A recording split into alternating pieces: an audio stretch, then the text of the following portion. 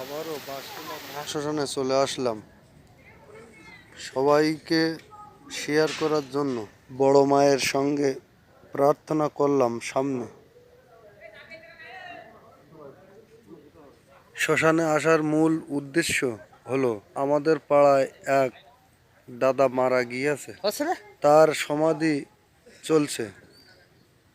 ভিডিওটা বন্ধুদের মাঝে শেয়ার করলাম, আশা করি ভালো লাগবে। শ্মশানের চারিদিক ঘুরে দেখালাম, ভিডিও করলাম। আমার সামনেও আর একটা শ্মশান আছে, যদি লাশ থেকে আর একটাই পড়াতে পারবেন সে সিস্টেমও করা আছে।